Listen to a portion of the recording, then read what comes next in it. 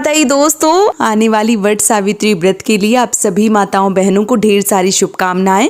भगवान श्री हरि विष्णु आपकी जोड़ी हमेशा सलामत रखें और आप जीवन पर्यंत अपने पति की लंबी आयु के लिए वट सावित्री का व्रत करती रहें, यही कामना करती हूँ। और इसी कामना के साथ आज का जो वीडियो है वो मैं शुरू कर रही हूँ। दोस्तों, आज के वीडियो में मैं बात करने वाली हूँ वट सावित्री व्रत में हर साल नया पंखा लेना चाहिए या पुराने पंखे से ही हम पूजा पाठ जो है वो कर सकते हैं। कैसे करना चाहिए, क्या करना चाहिए, संपूर्ण जानकारी जो है वो इस वीडियो में आप सबके साथ शेयर करूंगी। तो चलिए शुरू कर लेते हैं आज का वीडियो और जान लेते हैं पंखे से जुड़ी समस्त महत्वपूर्ण जानकारी।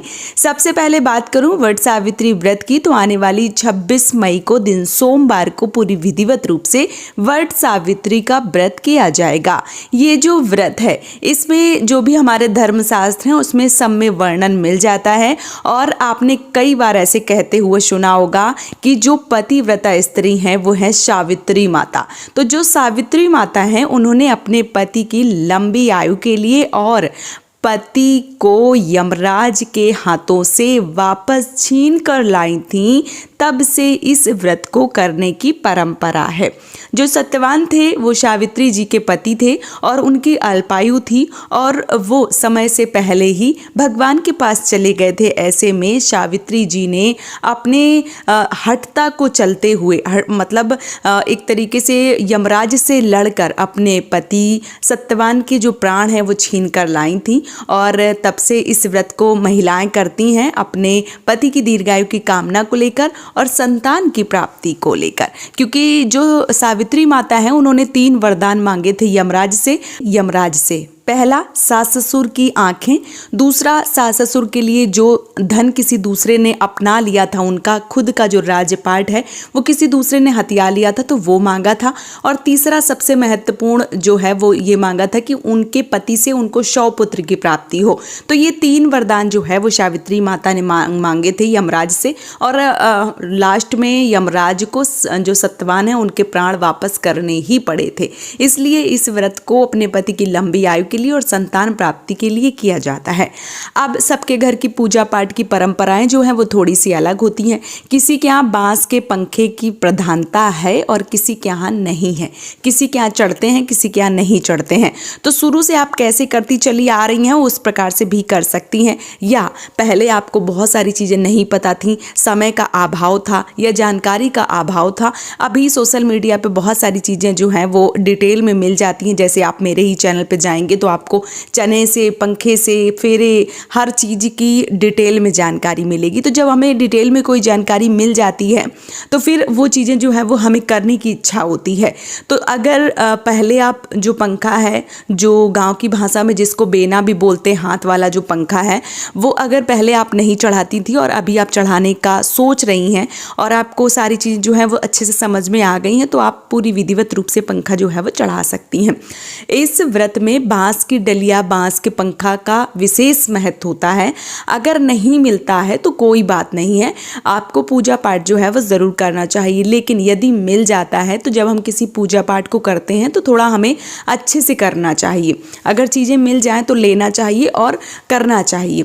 तो बांस की डलिया, बांस का पंखा जो है वो मिल जाता है तो आपको ज़रूर लेना चाहिए। ऐसा माना जाता है कि सावित्री माता ने बांस के पंखे से ही सत्यवान जी को हवा की थी और तब से इस व्रत में वट वृक्ष को हवा करने के बाद में अपने पति के सेवा भाव जो है वो की जाती है।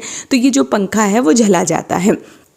अब बहुत सारी ऐसी बहनें हैं जो कई बार क्या होता है कि दूर प्रदेश में रहती हैं, उनको पंखा नहीं मिल पाता है। तो ऐसे में जो भी पंखा मिलता है, कई बार खजूर का पंखा मिल जाता है या बहुत तरह तरह के डिज़ाइन वाले, अभी एक तरीके से जो ऊन वाले पंखे हैं, बहुत तरह तरह के पंखे जो है वो मिल जाते हैं मार्केट में। तो अगर वो मिल जाते हैं तो आप वो भी ले सकते हैं। देखिए, जब नहीं मिलती है कोई चीज़ तो फिर हमें जो मिल जाता है उसी में काम चलाना पड़ता है, और अगर मिल जाता है तो आप ले सकते हैं। अब बात आती है क्या हम नया पंखा हर साल लें, तो देखिए विधान तो यही है, परंपरा तो यही है कि हर साल नया पंखा लेना चाहिए। और बहुत सारे लोगों के घर की परंपरा के अनुसार 2 पंखे लिए जाते हैं। एक वट वृक्ष की हवा की जाती है और उसी में जो भी श्रृंगार का सामान है, जो भी प्रसाद है, वो रख के दान कर दिया जाता है। दूसरा जो पंखा है वो अपने पति की हवा करने के लिए लिया जाता है। अगर आपके घर की ऐसी प्रधानता है तो आप ऐसा कर सकती हैं। हमारे यहाँ एक पंखा ही चढ़ता है और वो पंखा जो वट वृक्ष हैं उनको हवा करने के बाद में प्रसाद के रूप में वो हम घर लेके आते हैं और उसी से पति की सेवा भाव जो है वो करते हैं। अगर आपके यहाँ ऐसा करने की प्रधानता है, विधानता है, तो आप वो पंखा जो है वो प्रसाद के रूप में लाइए, अपने घर में पति की सेवा कीजिए। और उसके बाद यदि उस पंखे को मान लीजिए कभी लाइट वगैरह चली जाती है तो आप उसको प्रयोग भी ला सकते हैं। ऐसा नहीं है कि आपने उसको पूजा कर ली और रख दिया, बस ऐसा नहीं है। और कई बार क्या होता है कि पति की हवा करने के बाद में और वो जो पंखा है वो एकदम हम सुरक्षित रख देते हैं, क्योंकि लाइट वगैरह जो है वो नहीं जाती है, या यूँ कहूँ कि बहुत सारी सुविधाएं हो गई हैं, वो पंखा एकदम नया ही रखा रहता है। और ऐसे में हमारे पास कई बार मन में ऐसे प्रश्न आते हैं कि नया ही पंखा है, हम क्या करें। देखिए अगर मिल जाता है, कई बार मैं आपको बता चुकी हूँ, फिर से बता रही हूँ, अगर मिल जाता है नया पंखा तो बहुत अच्छी बात है, आप ले लीजिए।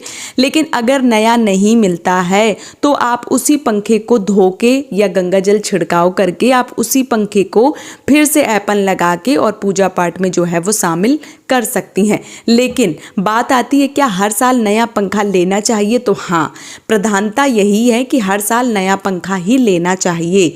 अगर मिल नहीं रहा है या समस्याएं ऐसी हैं कि आपको पुराने पंखे से काम चलाना पड़ेगा, तो आप पुराने पंखे से काम चला सकती हैं। ऐसा नहीं है कि नहीं मिल रहा है तो आप पुराना पंखा रखा हुआ है और मान लीजिए कि जो है वो आप प्रयोग में नहीं ला सकती, तो ऐसा कुछ नहीं है। आप उसको प्रयोग में ला सकती हैं और जो पूजा पाठ है वो कर सकती हैं, बस उसको पवित्रीकरण करना बहुत ज़रूरी होता है। और ऐसे में आप जो है वो उसको धो सकती हैं, गंगा जल का छिड़काव कर सकती हैं और उसमें ऐपन जो है वो लगा के पूजा पाठ में जो है वो शामिल आप कर सकती हैं।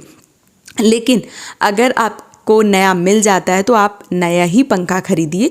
पूजा पाठ की कई सारी चीज़ें जो हैं वो हमें नई ही खरीदनी चाहिए। वो मैं अगले वीडियो में आप सबको बताऊंगी कि पूजा पाठ में, वट सावित्री व्रत में खास करके हमें कौन कौन सी चीज़ें जो है वो नई लेनी चाहिए। तो अगला जो वीडियो होगा वो मैं उसी पे बनाने वाली हूँ। तो नया पंखा जो है वो लेने का यही विधान है। उम्मीद करती हूँ कि मैंने संपूर्ण जानकारी इस वीडियो में कवर करी होगी और आपको बहुत ही अच्छे से सारी चीज़ें जो हैं वो समझ में आ गई होंगी। अगर आपको सारी चीज़ें समझ में आ गई हैं तो आप इस चैनल को सब्सक्राइब कर लीजिए, बगल में घंटी आएगी उसको भी बजा लीजिए, ताकि पूजा पाठ से जुड़ी समस्त जानकारी आप सबके पास पहुंचती रहें और आप पूरी विधिवत रूप से पूजा पाठ से जुड़ी जो जानकारी है वो प्राप्त करती रहें। एक बार फिर से आप सभी माताओं बहनों को वट सावित्री व्रत की ढेर सारी शुभकामनाएं। भगवान श्री हरि विष्णु आपकी जोड़ी हमेशा सलामत रखें। जय माता दी दोस्तों।